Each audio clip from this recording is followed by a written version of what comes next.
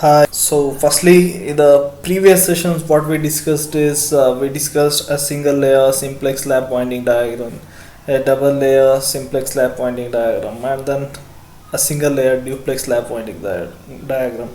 Likewise, you may get a double layer duplex lap winding diagram also.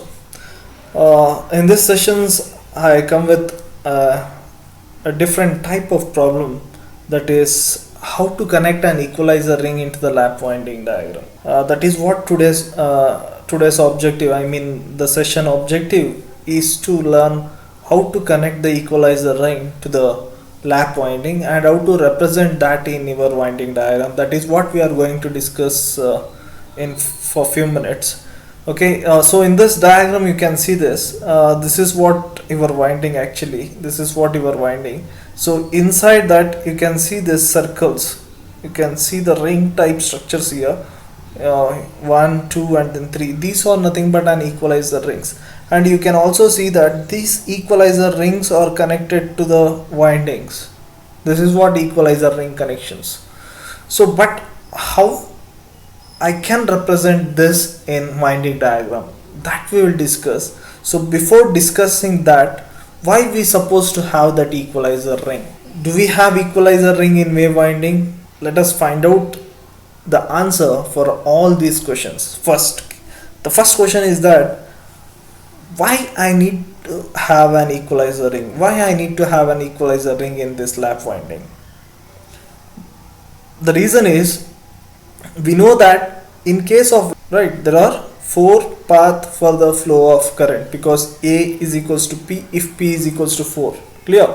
So but actually here the voltage in each path is different. There will be some voltage difference between the paths. Okay, we know that E is equals to pi z NP divided by 68. This is what your back EMF equation of a DC machine. But in lap winding we know that A is equals to P. It means the number of parallel path is equals to number of poles.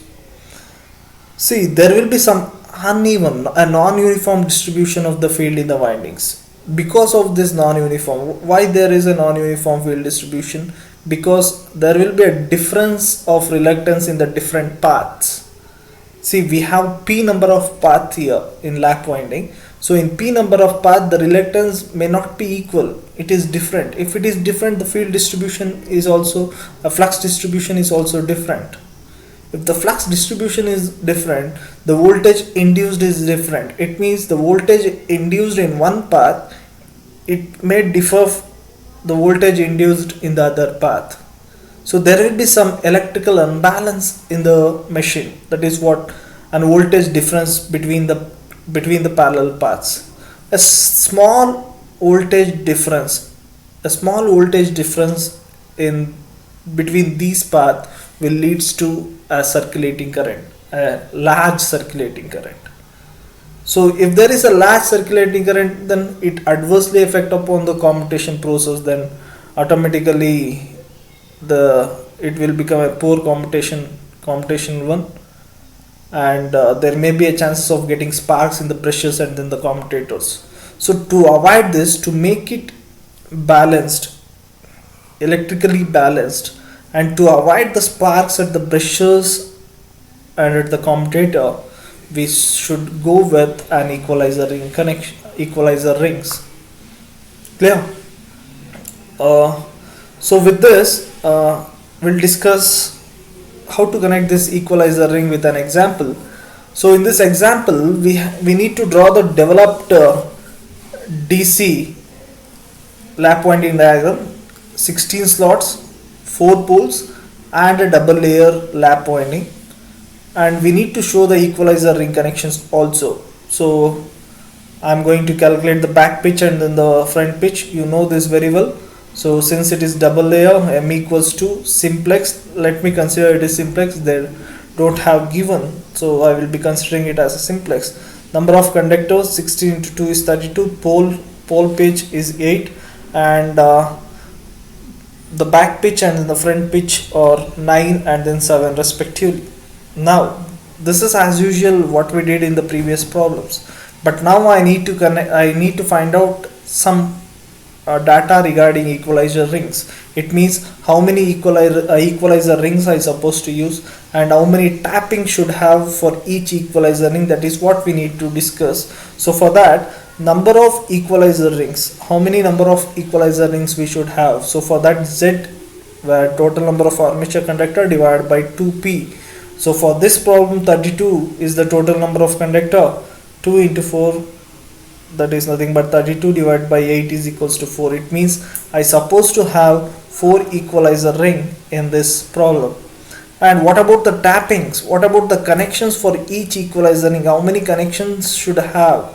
So to find out that, number of tappings to each equalizer rings is equals to p by 2, that is number of poles by 2. For 4, that is nothing but 4 by 2 is equals to 2. Clear? So it means the number of equalizer rings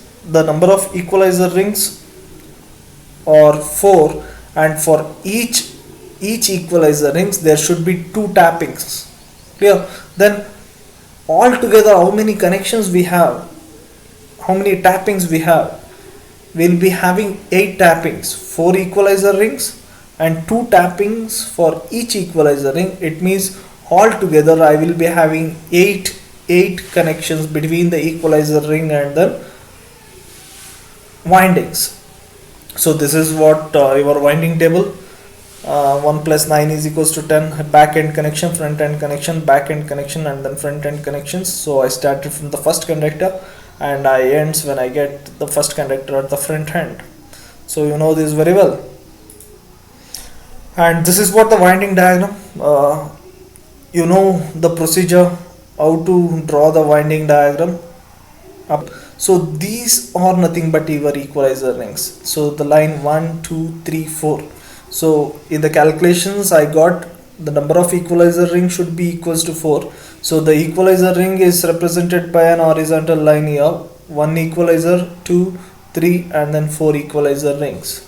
And you remember, number of tappings for each equalizer ring should be 2. Number of tappings for each equalizer ring. So you can go through this is the 1 equalizer ring. So for this I will be having 2 connections. This is the one and this is the one, 2 connections. And for the second equalizer ring also I will be having only 2 connections. This is the one tapping and this will be the one more tapping.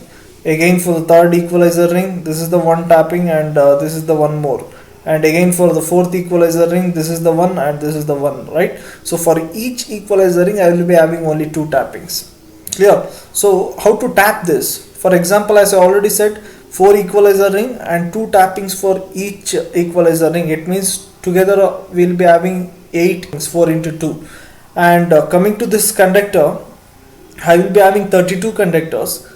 And what about the turns? The turns are also equals to Z by 2, that is 32 divided by 2, it is 16. So for 8 tappings I will be having 16 turns. Okay, for 8 tappings 16 turns. It means if you connect one turn, for example let us start from the first conductor, this is the one turn. So if I connect one tapping, then I'll leave out the next turn and I will consider the next turn for the equalizer ring connections. Again leave one, connect one, leave one, connect one, leave one, connect one, leave, connect, leave, connect, because 16 turns and 8 tappings. Clear? For 2 turns it should be 1 tap, 1 connections, right? This is how we can represent the equalizer rings in case of lap winding. So do you have any doubts in this? Please contact me. Okay, and this is the reference you can. Thank you.